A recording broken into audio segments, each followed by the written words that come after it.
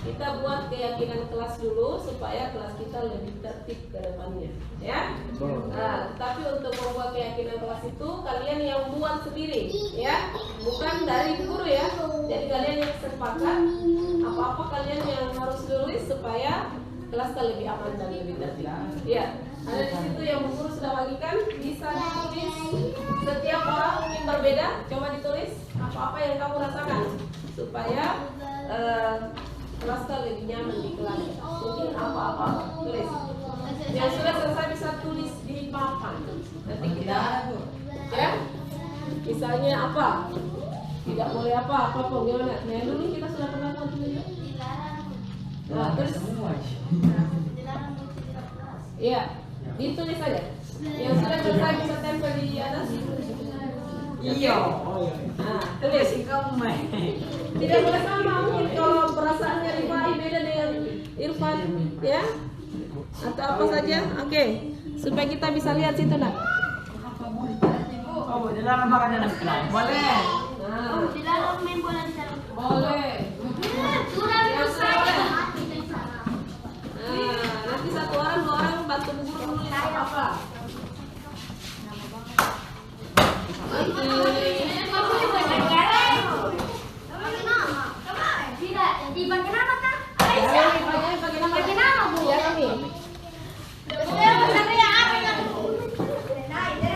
Ya, tempel saja, tempel. Weh, tadi nak kirim punya ya? Kayak mana dulu dan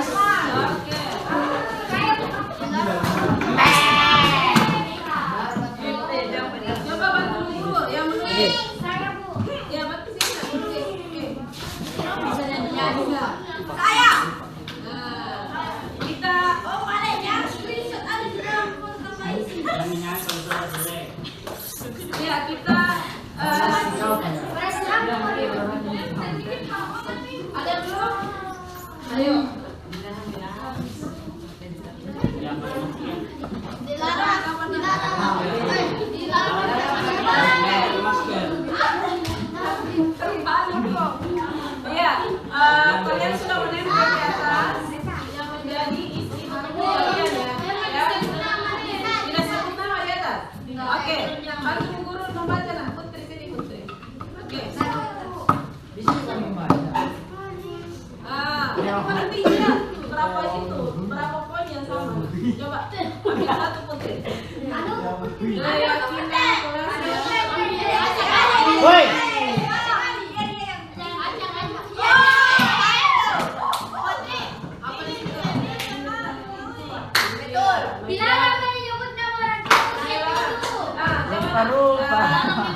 Dalam membuat keyakinan kelas tidak dibolehkan menggunakan kata dilarang, ya, itu namanya kalimat negatif. Jadi kita kalau dilarang menyebut nomor berarti saling menghormati. Menghormati.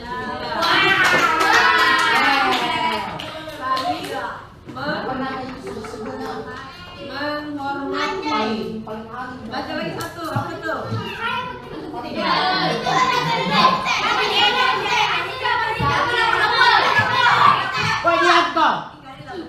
Ngapa nak kau yang pilih? Baca lagi. Tidak memakai top di dalam kelas. Apa itu? Tidak memakai masing-masing top negatif. Biasa Bu ada Bu. Ada Bu. Biasa ada pakai topi ada juga Bu. Iya, Ada apa? yang tahu baru tidak ada ganti Bu. Di tidak memakai kalimat bagusnya. Dilarang main HP dalam kelas. Apa itu?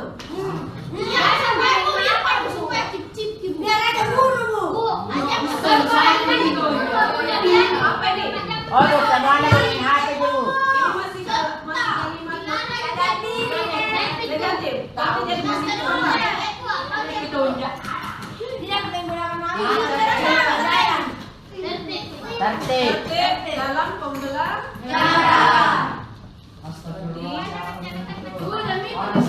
Dalam pembelajaran. Apalagi kita gitu. Ya, apa ini? Jangan pacaran dalam kelas. Ada Bu di sini. Iya, berarti tidak boleh ya. Apa itu? Saling menghormati.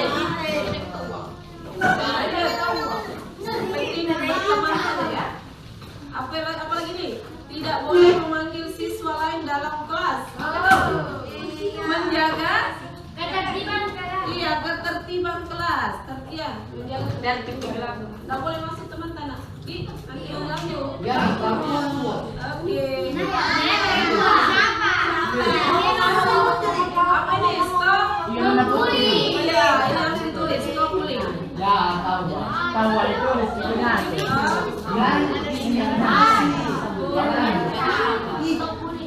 Jangan. Apa lagi? Larang bicara kotor, saling Hormati. Oke, lanjut. Tidak membuang sampah sembarangan berarti menjaga kebersihan. Tidak bermain lem. Lain dong. Oh, Nanya dulu. harus Nilai. No, tidak boleh ya.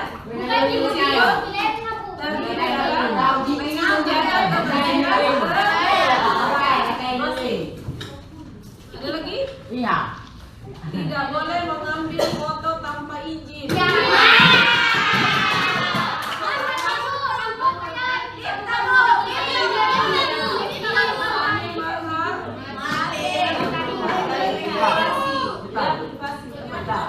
Kita cari di barang makan.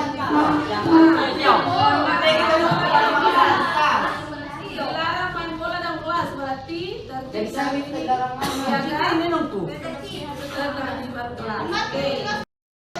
Bapak Ibu yang saya hormati, hari ini kami bertiga merencanakan melakukan sosialisasi penerapan budaya positif di sekolah kita yang kita cintai bersama. Dan kami harapkan dan kami mohon perhatian Bapak Ibu untuk mendengarkan dan melihat dan memahami apa yang kami sampaikan, sehingga setelah kami melakukan atau melaksanakan sosialisasi ini, Bapak Ibu bisa mempraktekkan dan bisa menyelesaikan masalah-masalah yang kita hadapi di sekolah ini. Nah, untuk mempersingkat waktu, untuk sesi pertama akan dibawakan oleh Bapak Rusdianto Dembani, kemudian yang kedua oleh Bu Hatijah, dan yang terakhir oleh saya sendiri. Dan untuk mempersingkat waktu, kami persilahkan kepada Bapak untuk menyampaikan materi yang ingin disampaikan pada hari ini. Silakan Pak.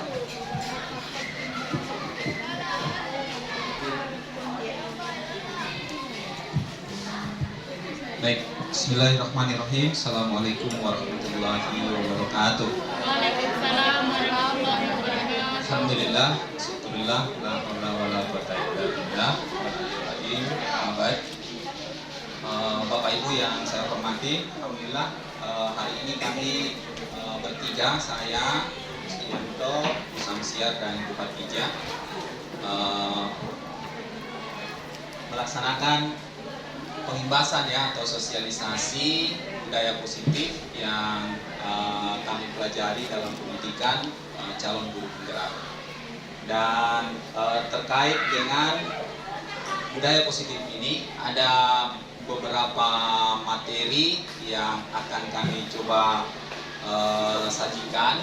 Nanti kalau ada waktu mungkin bisa didiskusikan ya Bapak Ibu dengan kami. Yang pertama itu insya Allah nanti kita akan diskusi tentang 5 kebutuhan dasar manusia. Jadi nanti ada 5 kebutuhan dasar manusia yang nanti kita bisa bawa konteksnya ke dalam pembelajaran, ke dalam kelas kita, bagaimana kita merespon perilaku atau sikap anak-anak kita di sekolah atau di dalam kelas.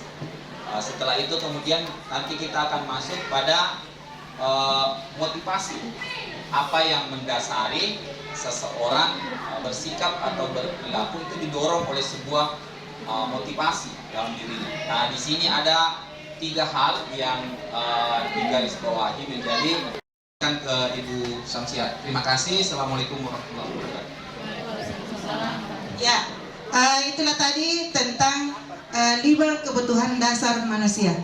Nah, untuk materi selanjutnya tentang 5 posisi kontrol yang biasa kita lakukan di dalam sekolah ini atau di dalam proses belajar mengajar, itu akan disampaikan oleh rekan saya Ibu Hatijah. Oleh karena itu saya persilakan. Video.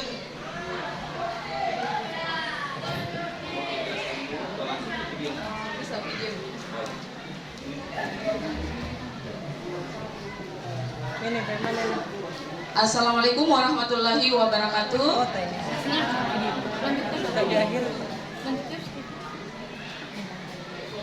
Ya, mungkin rekan saya Pak Rusdianto sudah menjelaskan panjang lebar tentang budaya positif.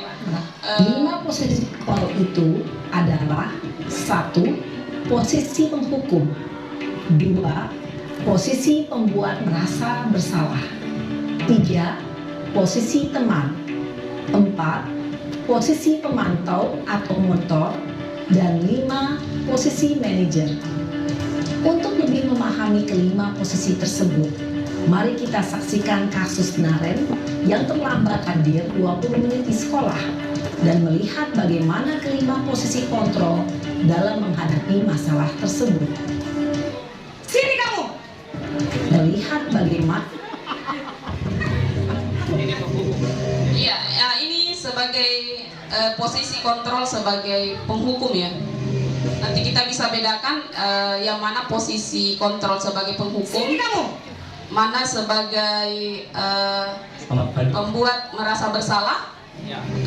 Iya, penghukum dulu ya. Yang ini kita lihat kata-katanya seperti apa kalau kita guru kita sebagai guru bertindak sebagai posisi penghukum.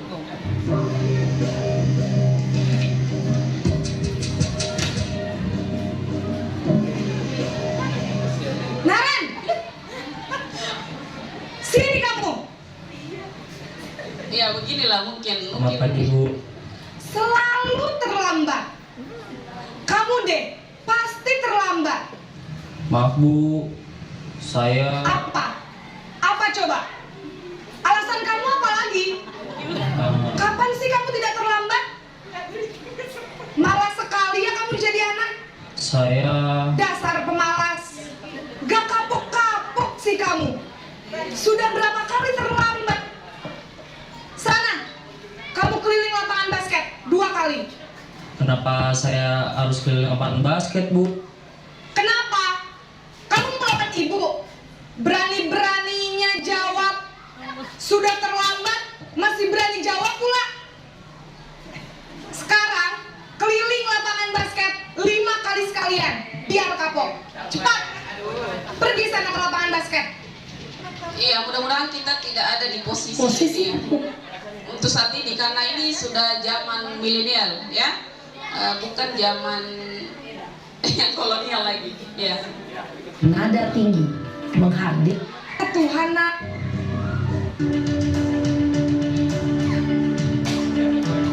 Oke, ini yang posisi kontrol kontrol yang kedua adalah posisi membuat merasa bersalah. Iya, jadi anak-anak merasa tidak nyaman, ya.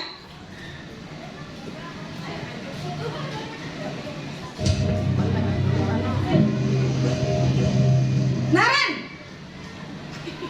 Iya, nadanya masih agak keras ya. Kalau tadi lebih keras lagi kalau pukul. Selamat pagi, Kalau ini Bu. sudah agak. Naren, kamu kenapa terlambat lagi, nak? Ya Tuhan, Naren, kamu senang ya bikin ibu susah ya? Kalau kamu terlambat lagi, nanti ibu yang ditegur bapak kepala sekolah, nak. Disangka ibu tidak bisa membina kamu.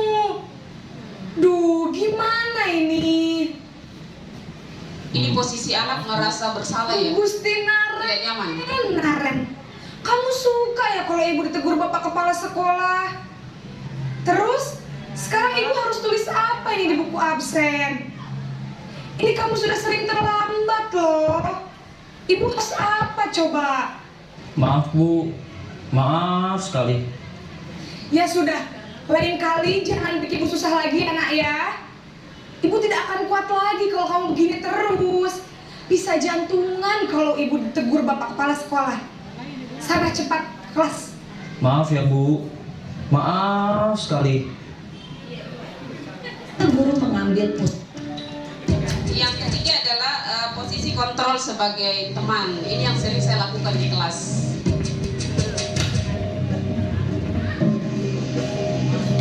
Naren,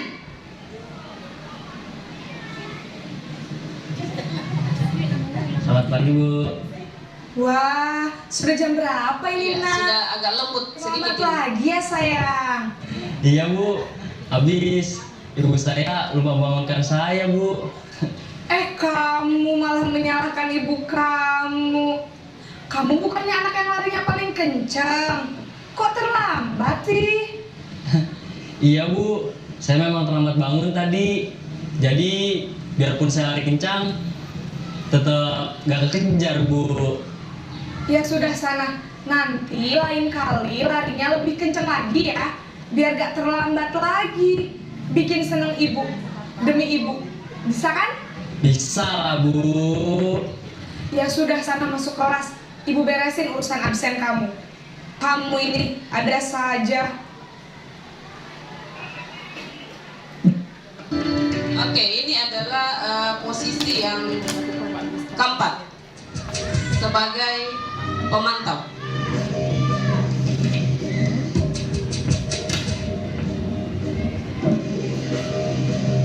Naren,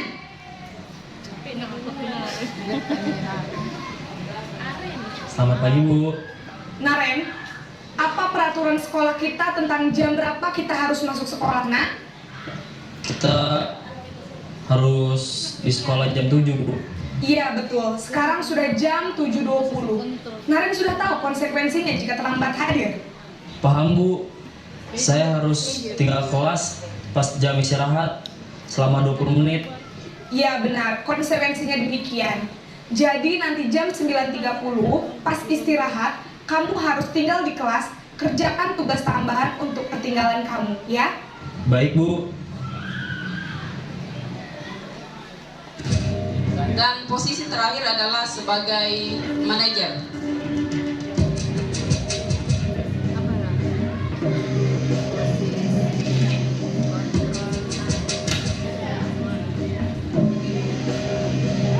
Naren,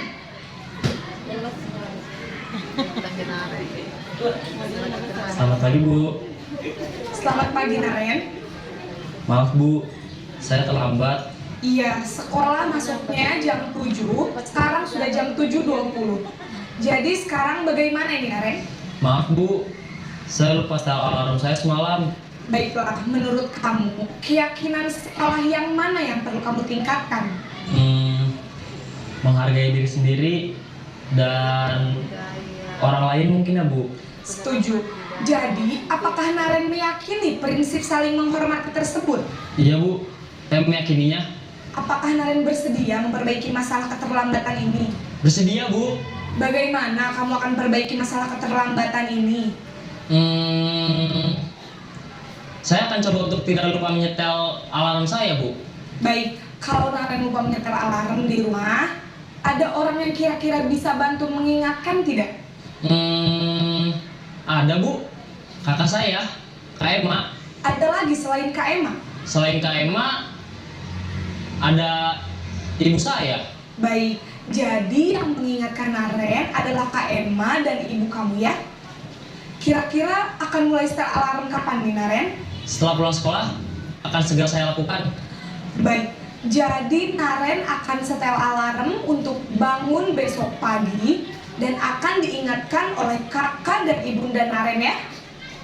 Ada lagi yang mungkin perlu dilakukan Naren agar tidak terlambat bangun lagi? Tidak ada, Bu. Baik Naren, terima kasih untuk kerjasama kamu. Sekarang kamu perlu kembali ke kelas untuk belajar. Baik, Bu. Terima kasih.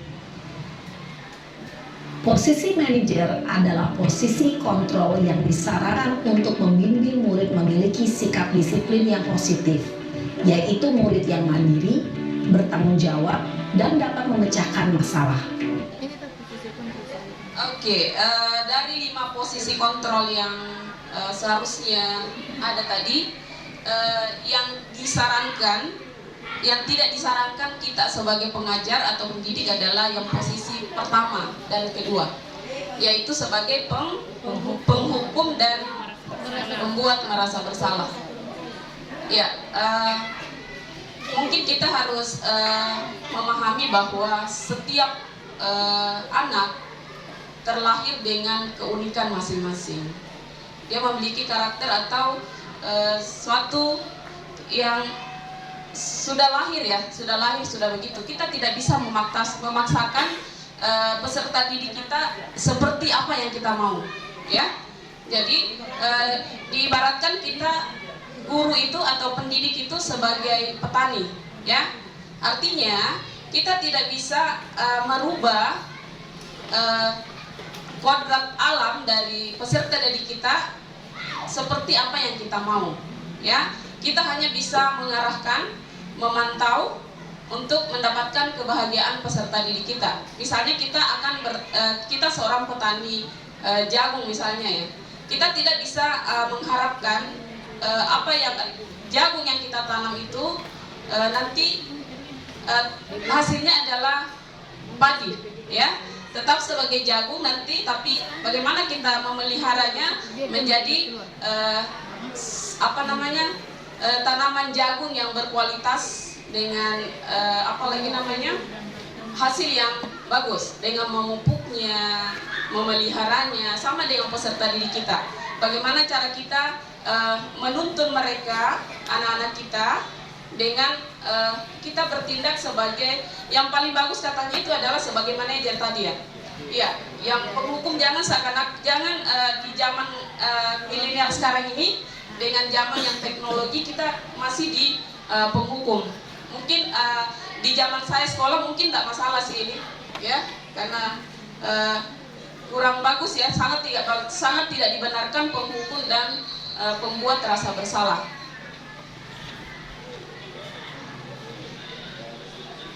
Iya, mungkin di sini kalau merasa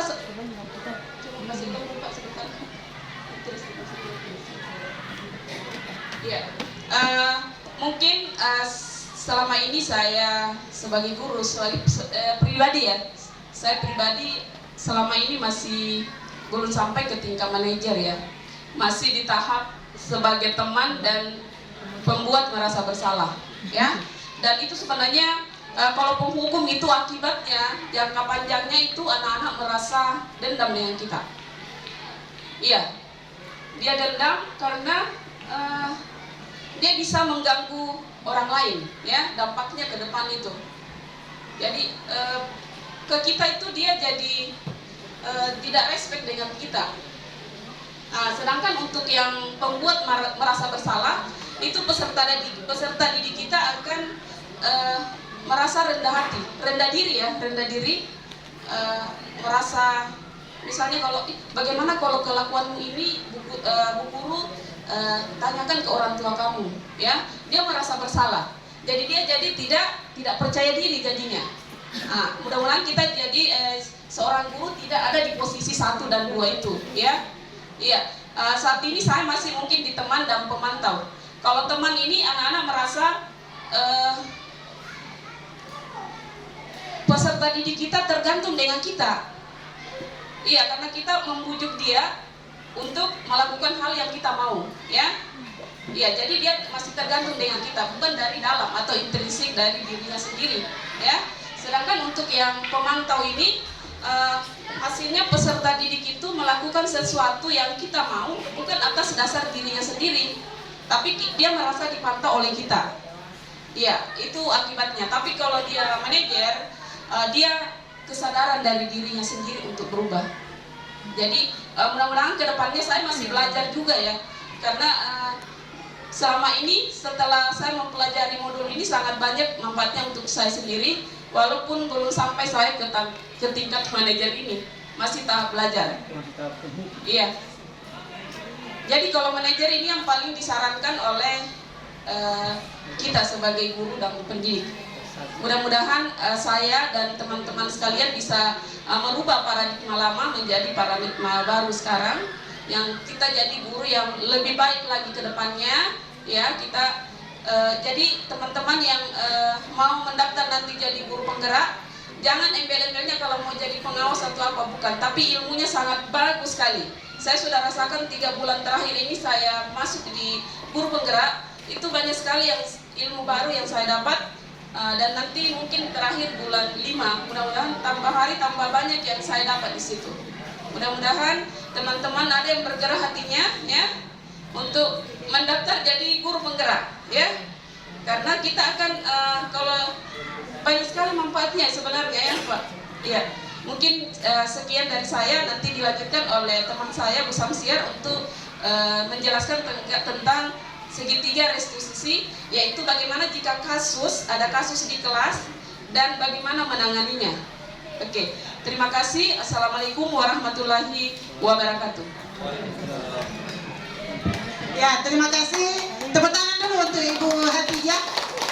Ya, narasumber yang kedua dan saya yang ketiga untuk materi yang terakhir, Bapak Ibu. Nah, mungkin Bapak Ibu setelah mendengarkan tadi apa yang disampaikan oleh Ibu Hatijah, mungkin Bapak Ibu sudah ada dalam diri kita masing-masing membaca dan membayangkan diri kita seperti apa, saya di posisi mana saya selama ini yang saya lakukan di sekolah dan di kelas. Apakah saya sebagai penghukum selama ini? Apakah saya selalu membuat orang merasa bersalah?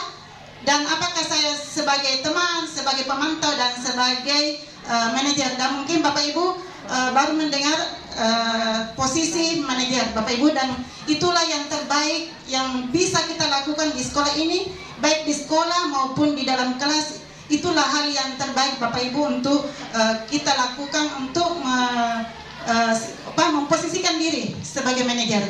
Karena di posisi manajer itu saya tambahkan Bu Hatijah sedikit, itu anak-anak tidak akan merasa dihukum. Anak-anak tidak akan merasa bersalah, tetapi dia melakukan perbaikan demi karena alasan kesadaran dirinya bahwa saya memang butuh itu, dan keyakinan saya itu akan membawa kebahagiaan untuk saya sendiri. Seperti itu. Jadi Bapak Ibu, mari kita tiadakan posisi sebagai penghukum dan merasa peserta didik sebagai orang yang berbuat salah. Nah, tadi sudah dijelaskan bagaimana apa kebutuhan dasar peserta didik, kemudian bagaimana posisi kita di dalam kelas, di dalam sekolah. Nah, sekarang yang saya mau jelaskan adalah bagaimana kita mengubah peserta didik itu dari orang yang merasa gagal, dari orang yang sudah melakukan kesalahan tapi dia bisa memperbaikinya. Nah, seperti apa kita memperbaiki anak-anak itu supaya dia tidak melakukan kesalahan yang sama?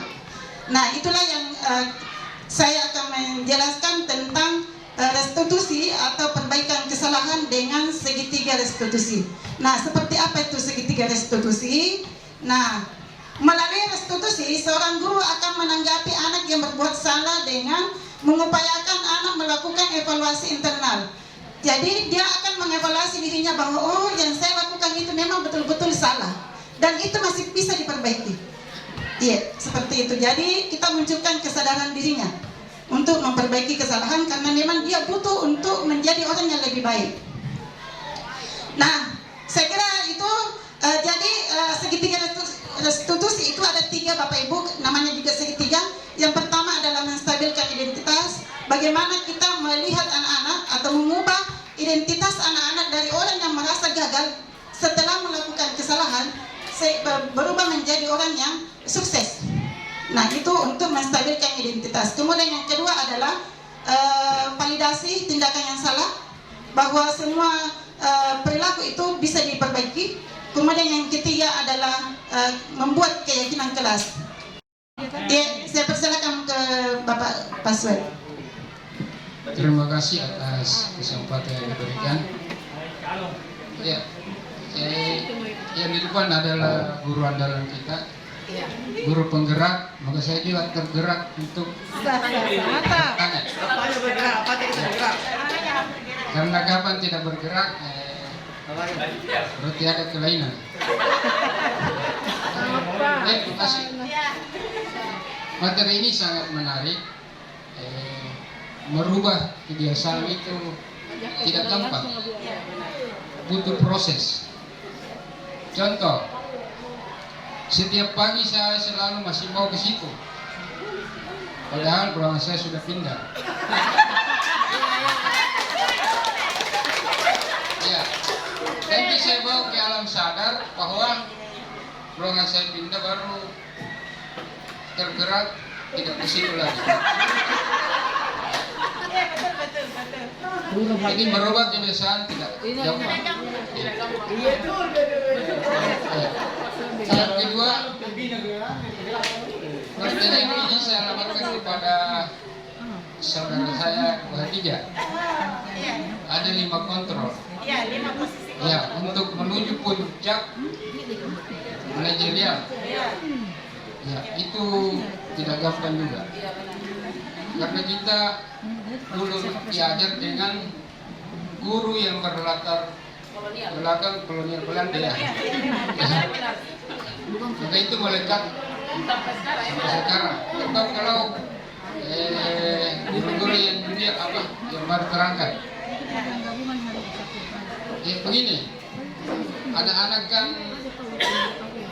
beda-beda karakternya, perilakunya. Ada yang mau dibujuk, dirayu, ada muncul memang kata-kata pedas seperti itu. Ya, berubah-ubah. Ya, dan ini sering saya lakukan.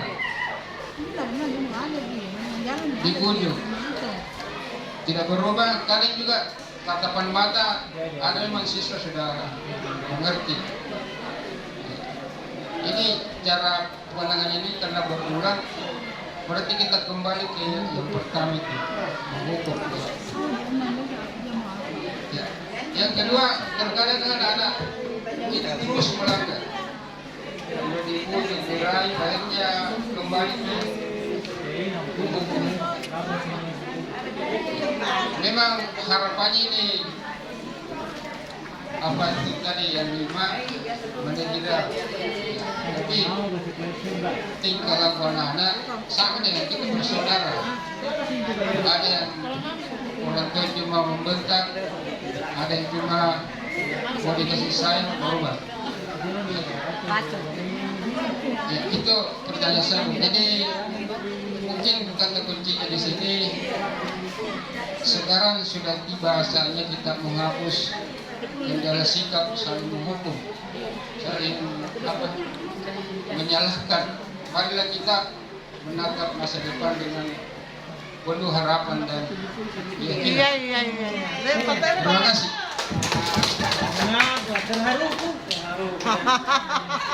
Curhat dong. Curhat ini kayaknya Pak. Oke, jadi pertanyaannya tadi bagaimana apabila ada peserta didik yang kita sudah bujuk tapi masih berulang dan akhirnya yang kembali lagi ke posisi yang penghukum ya. Iya, memang agak ini ya, sama dengan Pak Suhaib tadi yang bilang susah untuk move on ya. Jadi kita kembalikan ke kodrat anak itu, bahwa apa yang dilakukan, semua yang dilakukan itu pasti ada tujuannya. Jadi perlahan-lahan kita akan menggali, menanyakan kira-kira penyebabnya apa sampai dia melakukan berulang-ulang. Karena memang tidak gampang untuk kita memposisikan diri sebagai manajer. Saya sudah sadari sendiri bahwa selama ini saya masih dalam tahap, masih proses terus sampai ke manajer itu. Karena yang selama ini saya lakukan masih dalam tahap pemantau teman, dan mungkin kadang-kadang mungkin masih ke tahap penghukum itu. Tapi marilah kita bersama-sama untuk merubah paradigma yang lama menjadi paradigma yang baru sekarang. Apalagi zaman sekarang adalah zaman milenial ya, semua serba canggih, dan kita harus juga sudah berubah.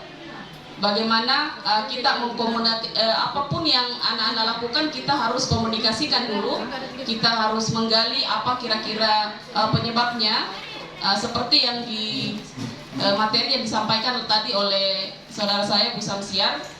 Nanti dari situ kita bisa tahu kira-kira kenapa bisa melakukan hal yang berulang-ulang tersebut, sehingga kita tidak menjadi melakukan posisi lagi ke yang pertama tadi, yang penghukum, yang sebenarnya tidak dibenarkan ya sebagai pendidik, karena itu membekas ke hatinya anak-anak kita. Tidak ada yang kita bisa harapkan dari anak-anak itu. Kalau kita menghukum, paling nanti kalau mereka sudah tidak di sekolah ini lagi, menceritakan ke teman-temannya yang lain, atau bisa saja dia merasa dendam dengan kita. Itu. Marilah kita menjadi guru yang selalu dikenang karena kebaikan kita, ya, menjadi motivasi bagi murid-murid kita ke depan, ya. Itu yang kita harus masih proses pembelajaran ke depan. Mungkin itu saja Pak, mungkin bisa ditambahkan oleh Bu Samsiar.